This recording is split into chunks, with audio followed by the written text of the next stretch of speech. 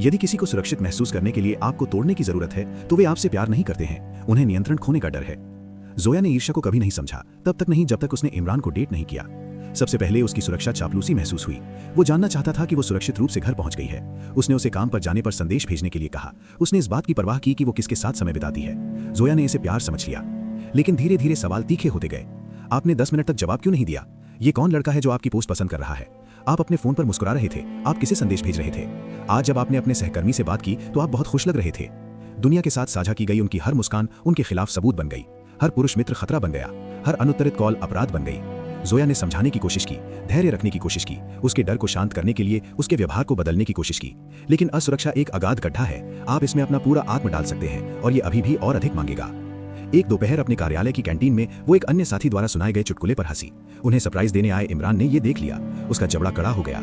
उस शाम उसने उस पर संकेत भेजने, अत्यधिक मित्रवत होने, उसे शर्मिंदा करने का आरोप लगाया। वो टूट गई। मुझे हंसने की इजाजत है इमरान, मुझे अस्तित्व में रहने की इजाजत है। लेकिन उसे समझ नहीं आया, या शायद वो नहीं चाहता था। आखिरकार उसने दोस्तों से मिलना बंद कर दिया, कहानियां साझा करना बंद कर दिया, खुद बनना बंद कर दिया। प्रेम को सिकुड़ने की आवश्यकता नहीं होनी चाहिए, लेकिन उसने बिल्कुल यही मांग की थी। आखिरी झटका एक जन्मदिन की पार्टी में आया जब इमरान ने सभी के सामने उसकी बांह बहुत जोर से पकड़ ली, इस बात से नाराज कि उसने पुरुष सहकर्मियों के साथ एक समूह फोटो ली थी। उसके सबसे अच्छे दोस्त ने हस्तक्षेप किया। जोया को एहसास हुआ कि वो अब किसी रिश्ते में नहीं है, वो कैद में थी। उसकी बांह पर पकड़कर दर्द सिर्फ शारीरिक नहीं था, वो धीरे धीरे खुद को खोने, लगातार अंडे के छिलके पर चलने, हर शब्द, हर अभिव्यक्ति, हर बातचीत की निगरानी करने कि उसकी असुरक्षा ट्रिगर ना हो कि महीनों की परिणति थी। वो अपने ही जीवन में एक कैदी बन गई थी और सलाखें उसकी ईर्ष्या से बनी थी। अगली सुबह वो कांपती हुई लेकिन दृढ़ निश्चयी चली गई।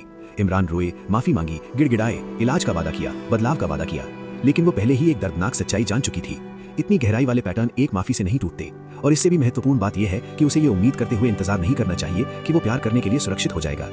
इसके बाद के महीनों में जोया ने धीरे धीरे खुद को पुनर्प्राप्त कर लिया। वो उत्सुकता से अपना फोन चेक किए बिना दोस्तों से मिलती थी। वो कौन देखेगा इसकी परवाह किए बिना खुलकर हंसी। उसने पूछताछ के डर के बिना तस्वीरें पोस्ट की। राहत अजमब थी और दुख भी। उसने न केवल रिश्ते पर शोक मनाया, बल्कि अपने उस संस्करण पर भी शोक मनाया जिसे उसने सुरक्षित महसूस कराने की कोशिश में त्याग दिया था। उसने सीखा कि देखभाल के रूप में छिपी ईर्ष्या अभी भी नियंत्रण है। वो प्यार पूछताछ नहीं करता, अलग नहीं करता, किसी और की असुरक्षाओं में फिट होने के लिए आपसे सिकुड़ने की मांग नहीं करता। सच्चा प्यार आपके लिए पूरी तरह से अस्तित्व में रहने के लिए जगह बनाता है, सुरक्षा के रूप में छिपा पिंजरा नहीं। वर्षों बाद किसी ने उससे पूछा कि वो अब लाल झंडों को कैसे पहचानती है। वो उदासी से मुस्कुराई। मैंने सीखा कि जब कोई आपको अस्तित्व के लिए, हंसने के लिए, अपने से बाहर जीवन जीने के लिए दोषी महसूस कराता है तो ये असुरक्षा से जूझता हुआ प्यार नहीं है, ये कब्जा है। और मैं किसी की संपत्ति नहीं हूँ। उसे जाने का कभी पछतावा नहीं हुआ, क्योंकि उसे पता चल गया कि अकेले रहना किसी ऐसे व्यक्ति के साथ रहने से कहीं बेहतर है जिसे बड़ा महसूस करने के लिए उसके छोटे होने की जरूरत है।